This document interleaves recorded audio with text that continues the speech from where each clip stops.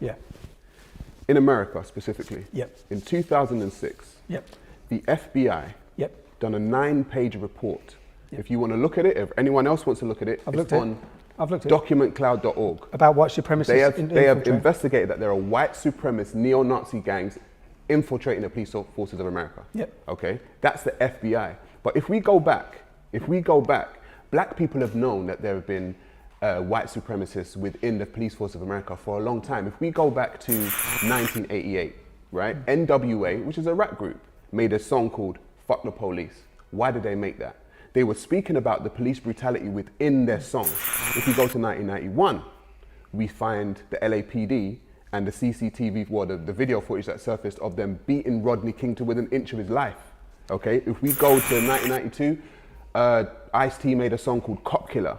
Okay, black people for a long time in America have known that there have been racist elements within the police force. So whether or not they're disproportionately killed, there are more white people in America anyway, Tommy. No, I know, but the point is... But I said, we know this, and we have known this. It's only to 2006 the FBI have investigated it. We've known it from before 2006. So when George Floyd is on the floor and an officer has his knee on his neck for 8 minutes and 46 seconds, Tommy, you have to understand the kind of anger and fury that would cause. I do, because it was horrific and devastating to watch. There was an incident the year before where an officer had his knee on a white man's neck for 13 minutes, and then they all stood and joked after he was dead. This, in the same police force, a white woman in her pajamas rang the police, a black police officer turned up and shot her dead through a window. I'm not saying that was racist. I'm not saying the white man getting murdered was racist. What I'm saying is that BLM are using horrific incidences, because my friends, and I have many black friends who have actually not talked to me since my rant on BLM. Which I was going to ask you about that. How your quote unquote black friends now? I find it totally upsetting, bro. My mate come around and said, yeah, they're disappointed. I said, I'm disappointed. I feel You're disappointed in yourself? I'm disappointed in my rant. Yeah? I'm disappointed in my rant. I'm disappointed that many in the black community have not woke up to this. What is it that got you so angry during that rant that you went on that rant? The way, because I've seen what's happened in the United States for the last 10 years, yeah? Everything is about race. It is total race bait in politics. And now I know it's here. And I see the damage it's done over there, and I can see the damage it's going to do here. And if you look, and say for example... Do you think you've helped towards no, in that rant, no I didn't. And the reason Tommy, come on. Yeah, in that rant, no I didn't. Tommy, come on. You don't believe that you've helped, you've helped drive a wedge between race relations in the country? No, totally, in that rant, yeah, totally I do. Right, okay. Totally I do, 100%. And once I saw that and how it played out, but then after that, that's when I've looked at what's happened, I've looked at what's happening, I'm looking at how it's playing out. Say for example, Black Pound Day. Yeah? Mm-hmm. I support, by the way. Okay, so Black Pound Day. Yeah. If you go online, because I've done it, take the comments underneath Black Pound Day and read how many positive and how many are negative. It's a 93% negative impact. What do you mean? I mean the public are totally against it. And do the white public? No, the public, 93%. Now if it's the black public, I'm not going to be in that 93%, Tommy. It's okay. Well, there might be some, but... But what I mean is that doing good for race relations? Is that idea of, say for example, a white man come out and said, only shop in white businesses today. I'll make it make sense. I'll try and make it make sense to you, yeah? And it's about capitalism, yeah? Yeah, but I'll try and make it make sense to you. Yeah, cool. Black people across the globe and in Great Britain find themselves at the bottom of the socio-economic ladder. Yep. Right? So if we look at the Jewish community, for instance, the Jewish pound, circulates their community at least 7 times before it exits their community, which means they spend within their community. Asian communities, I think 3 to 4 times, something like that. If black people find themselves at the bottom of the socio-economic ladder, we are going to have to spend of ourselves to keep the money and to help grow our wealth. So Black Pound Day is born out of a necessity for black people to spend among themselves. And I've said this so many times, I am about black people raising themselves. That's not going to work. That's going to have the if you read the comments, which is what I've done on each one of these, I read the comments. Even in the United States, I think there's 25 black-owned banks, 25. Right. £1 trillion a year. All they put back into black community is 0.5%. Yeah? Right. Have a go at them. Yeah? What I'm saying is there's money there to be regenerated from black business, from success. Yeah? There's money there. Right. I can't see how you're having something wrong with Black Pound Day.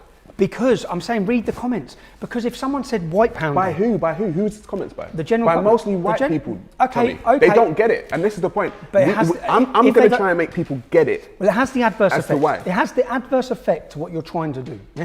Because comments underneath said, "I'll never shop in a black business again after this. I'll never." I'm just reading the comments Hang on. because it's like The police in the UK, right, are not immune from the same thing, right? But we never get.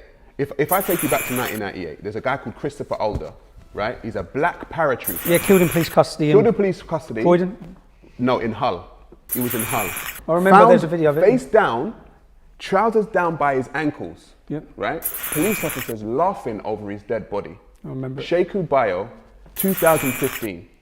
A father of two, 31-year-old. Okay, was arrested by police for breach of peace or something like that. Right? Died in hospital from being arrested. in Bedford. I can't remember where it was, but they found 23 separate injuries upon this guy. The police in the UK, and the police in the US. I sat down on my show and I spoke to Lee Jasper, Yep. right? He said when he was growing up and he and the police were harassing them, they used to flash, he said they flashed their NF badge at them and let them know exactly what time it is. Yeah, people just don't realise. They used to have little National Front badges, and they used to wear police them. used to, Yeah, and they used to wear them underneath their lapels. So when they used to get you, they used to flash their badge at you like that, so you know That's from the not- get-go, yeah. right? Now I will kill you. I will kill you here today if Right, I get okay. away with it. You know, there were police officers who would pull you up on the street and say, "Listen, you fucking nigger. Make sure whatever it is, blah blah blah. If you're not complying right away, if you're not looking down and showing deference to the uniform right away, Yeah. you're getting battered." The police in the UK. We know who Lee and- Jasper is, though, and well, don't we? Listen, Tommy, I'm sitting down with you. People tell you, people we say know you're, who I am. you're Yeah, far, okay. right? They say, oh, we know who Tommy Robinson is. Do you know what I mean? Yeah, yeah, cool. So people have got opinions, and I sit down with anyone. I don't care. But again, But what I'm trying to say that's is the horrific, police, yeah? the police in the UK and the police in the US Okay. have very similar stories. But And the- and black people in the UK know this, and the black people in the US know this. There's not much separating. But there There's is. not much separating black people in the US and the UK. All that's separating them is a quote-unquote boat trip.